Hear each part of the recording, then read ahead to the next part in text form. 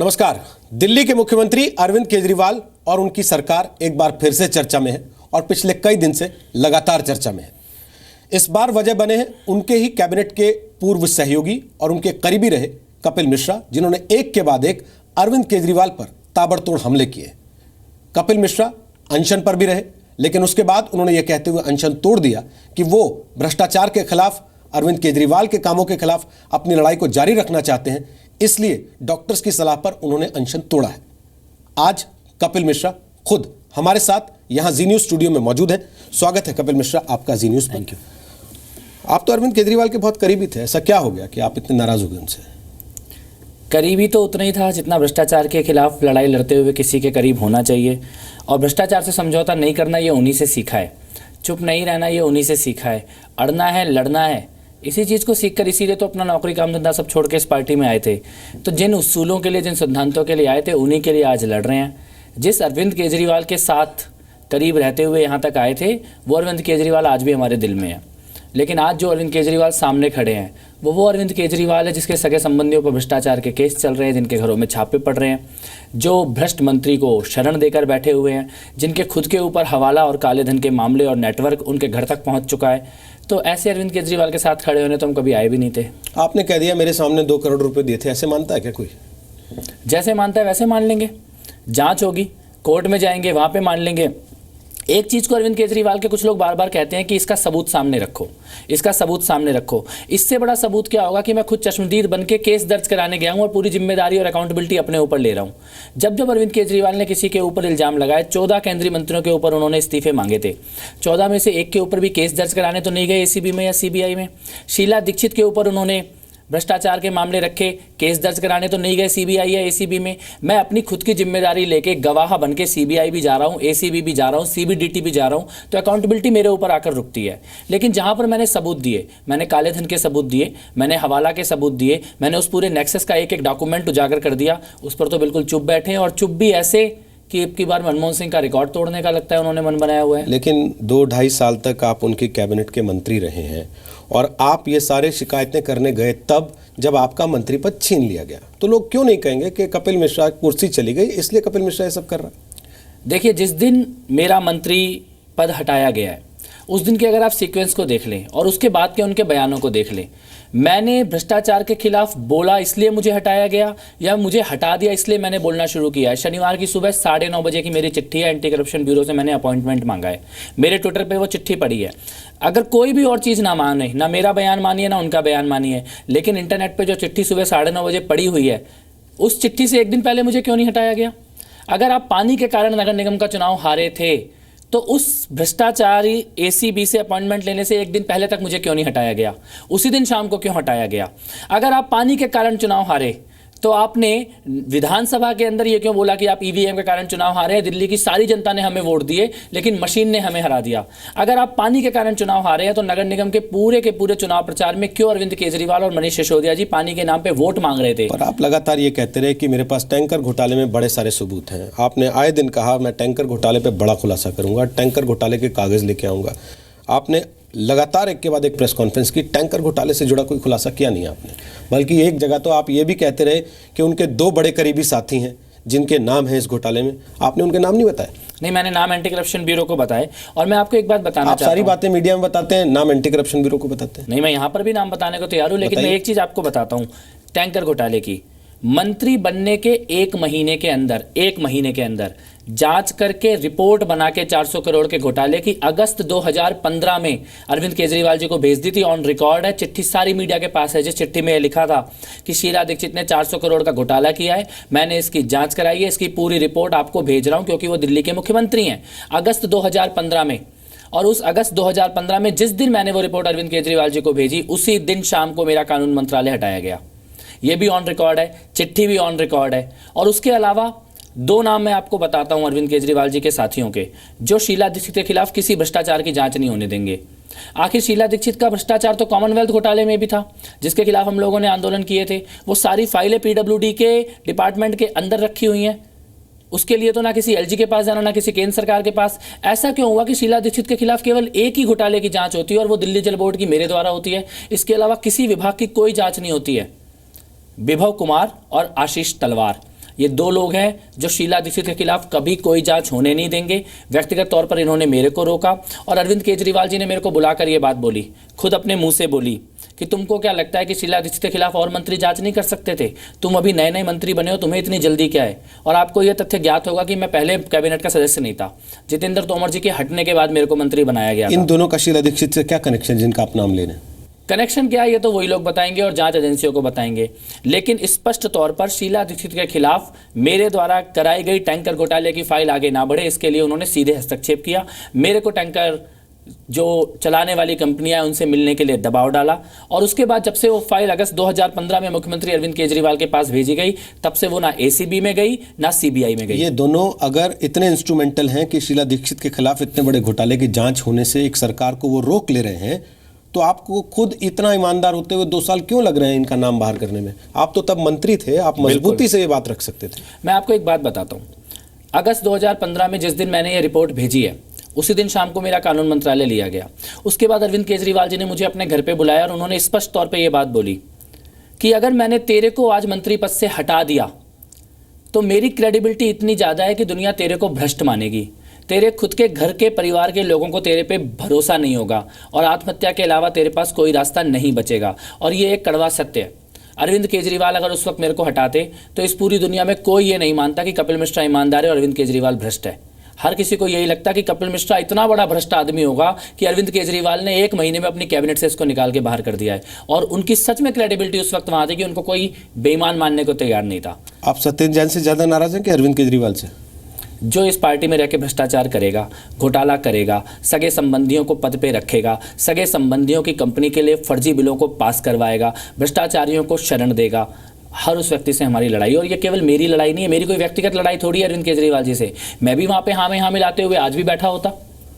इसमें कोई व्यक्तिगत लड़ाई का तो कहीं दूर दूर तक किसी मीडिया को, किसी व्यक्ति को, किसी कार्यकर्ता को अगर एक भी भनक हो कि कपिल मिश्रा या अरविंद केजरीवाल की कभी कोई व्यक्तिगत लड़ाई थी, कभी कोई उन दोनों के बीच में दूरी थी, कभी कोई ऐसा माहौल था कि ये अलग होने वाले हैं, ऐसा तो कहीं नहीं है। तो लेकिन भ्रष्टाचार से समझौता कैसे करेंगे? आंखों देखी से कैसे समझौता किया जाएगा? आप जो आरोप लगा रहे हैं कि रिश्तेदारों को प्लेस कराया जा रहा है, कॉन्ट्रैक्ट दिलाए जा रहे हैं, फर्जी बिल पास कराए जा रहे हैं, हवाला के जरिए लेन देन किया जा रहा है, ये सत्येंद्र जैन कर रहे हैं या अरविंद केजरीवाल कर रहे हैं आपके मुताबिक? दोनों कर रहे हैं। सत्येंद्र जैन ने अपनी सगी बेटी को अपने मंत्रालय में पद दिया, उस वक्त हमने इसका विरोध किया, लेकिन पार्टी के अंदर विरोध किया। अरविंद केजरीवाल जी को मैंने खुद फोन करके ये बात बोली कि या तो आप इनकी बेटी का इस्तीफा ले लीजिए या फिर हमारा इस्तीफा ले लीजिए। और पार्टी के अंदर बहुत कड़ा विरोध हुआ और उसी दिन 2-3 घंटे के अंदर सत्येंद्र जैन जी की बेटी को इस्तीफा देना पड़ा। मुझे खुशी है इस बात की कि वो इस्तीफा हुआ, लेकिन वो पद देने की हिम्मत सत्येंद्र जैन में कैसे आई ये समझ नहीं आया। क्योंकि हम में से किसी की हिम्मत नहीं हो सकती कि अरविंद केजरीवाल के बैठे हुए हम अपने किसी सगे संबंधियों को अपने मंत्रालय में पद दे दें। सत्येंद्र जैन में वो हिम्मत कहां से आई?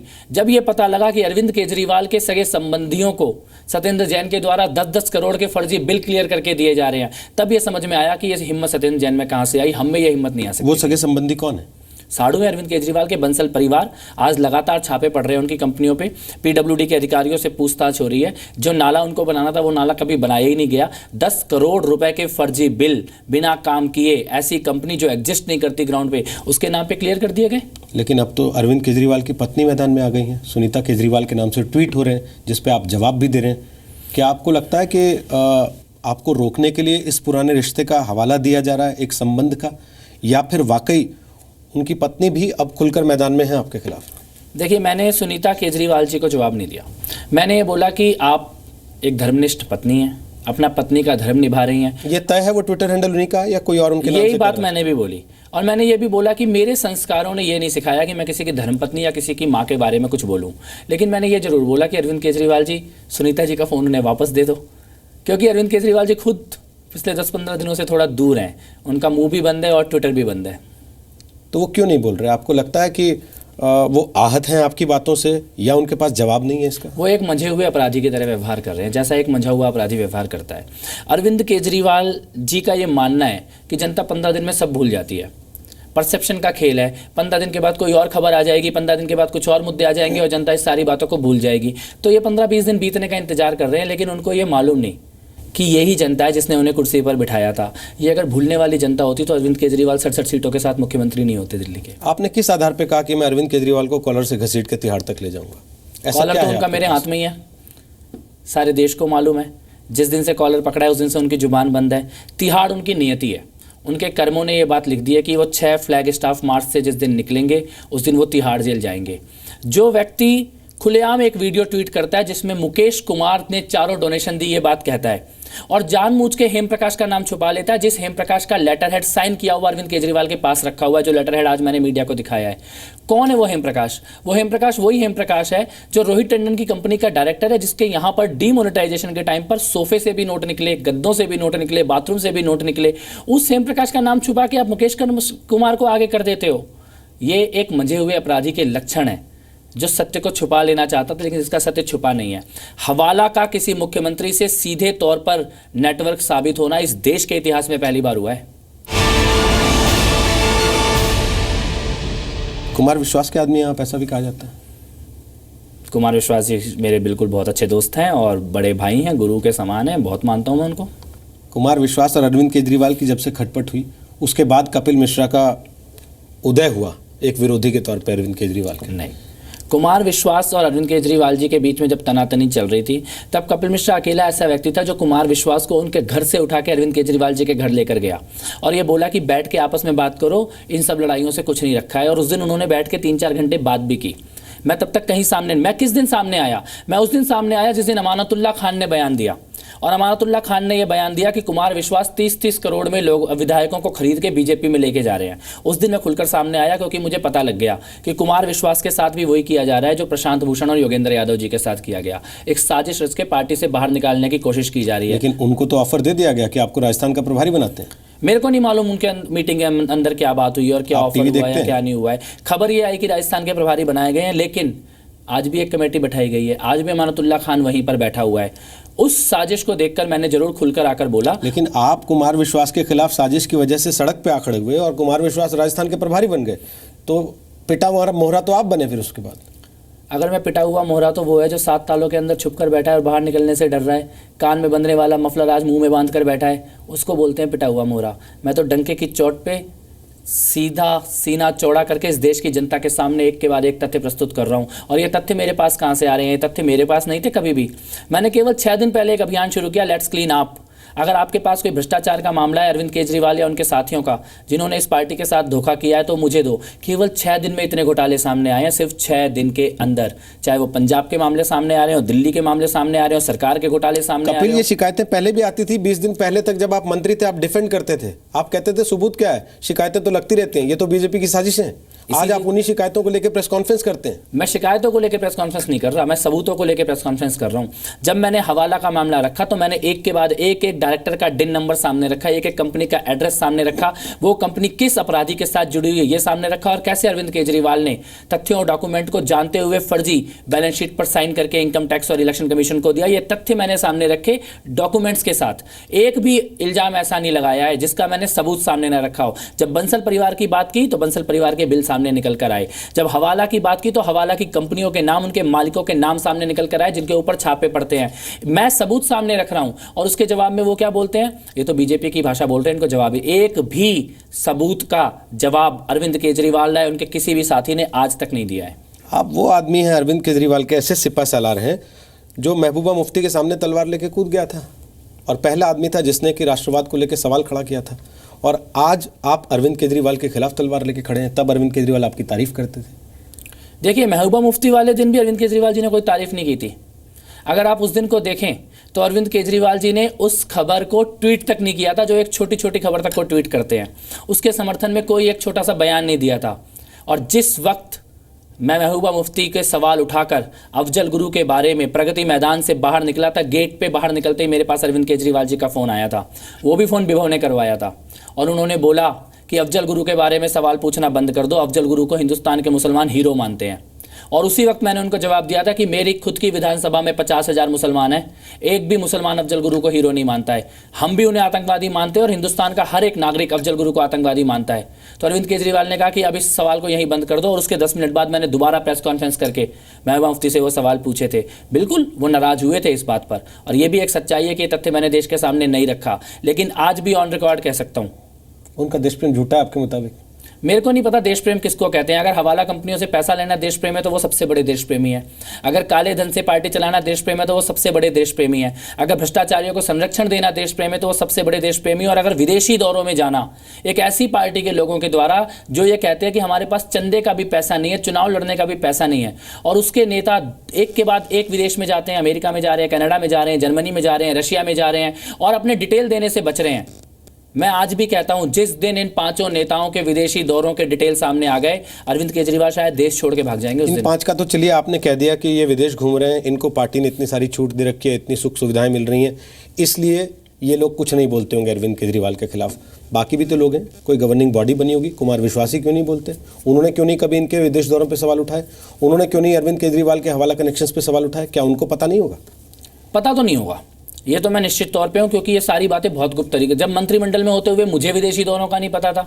मेरे पास तो जब ईमेल आई कि ये विदेशी दौरों में जाते और मैंने सवाल उठाया, और ईमेल भी ये आई, उसमें ये कहा गया कि अरविंद केजरीवाल अगर इन विदेशी दौरों का जवाब देने लग गए तो उसके बाद उनका कुछ नहीं बचेगा। तो मैंने सोचा सवाल पूछ के देखता हूं, और जब सवाल पूछा तो उस चुप्पी ने बता दिया कि इसके पीछे बहुत गहरा काला राज है। मैं ये मानता हूं कि हो सकता है ना पता हो जो लोग सवाल नहीं उठाते उनको, लेकिन मैं ये पूछना चाहता हूं कि जिस पार्टी के लोग हमेशा कहते थे कि जनता को सब कुछ बताना चाहिए, हर चीज पारदर्शी होनी चाहिए, तो बिल्कुल कुमार विश्वास जी से भी मैं पूछना चाहता हूं, मनीष सिसोदिया जी से भी पूछना चाहता हूं कि आप जनता के सामने आकर एक बार ये बात बोल दो कि विदेशी दौरों की जानकारी सार्वजनिक नहीं होनी चाहिए, गुप्त रहनी चाहिए, हाँ या ना? एक बार बोलिए जनता के सामने आकर। ये दोनों भी मिले अरविंद केजरीवाल से? इसका मतलब बिल्कुल नहीं मिले होने चाहिए, मैं नहीं मानता। और जिस चीज़ की मेरे पास जानकारी नहीं है वो मैं बोलूं क्यों? मैं अभी तक केवल वो बात बोल रहा हूं जिनकी मेरे को जानकारी है। जो अरविंद केजरीवाल के साथ हैं वो चुप है, जो आपके साथ हैं वो बोलेंगे। अगर ये लोग नहीं बोल रहे तो इसका मतलब नहीं, मैं भी नहीं बोलता था साहब, मैं भी नहीं बोलता था। जब योगेंद्र यादव जी या प्रशांत भूषण जी सवाल उठाते थे, मैं भी नहीं बोलता था। एक ऐसा माहौल बना होता है अरविंद केजरीवाल जी के आसपास कि लोगों को लगता है कि हर कोई गलत हो सकता है लेकिन अरविंद केजरीवाल गलत नहीं हो सकता, हर कोई बेईमान हो सकता है लेकिन अरविंद केजरीवाल बेईमान नहीं हो सकता। और बिल्कुल मैं अपनी आज गलती मानता हूं, पश्चाताप करना चाहता हूं। जब योगेंद्र यादव और प्रशांत भूषण जी के साथ ये पूरा मामला हो रहा था, अगर उस दिन हम अरविंद केजरीवाल के साथ नहीं खड़े होते, उसमें मैं भी था, मैंने खुद आगे आकर प्रशांत भूषण जी और योगेंद्र यादव जी का विरोध किया था। अरविंद केजरीवाल जी के कहने पे वो हर चीज़ की थी जो मुझे नहीं करनी चाहिए। अगर उस दिन मैंने वो नहीं किया होता और आज प्रशांत भूषण जी इस पार्टी के अंदर होते, मजाल नहीं थी अरविंद केजरीवाल जी की किस प्रकार का भ्रष्टाचार कर लेते। बहुत बहुत शुक्रिया कपिल, हमसे बात करने के लिए, समय निकालने के लिए, जी न्यूज़ पर आने के लिए। कपिल मिश्रा, दिल्ली सरकार के पूर्व मंत्री, वो अपने आरोपों पर अब भी कायम है, और जो बार बार वो कहते रहे कि दो लोग हैं अरविंद केजरीवाल के करीबी जो टैंकर घोटाले की जांच नहीं होने देना चाहते थे, उन दोनों के नाम का खुलासा आज कपिल मिश्रा ने यहां किया है।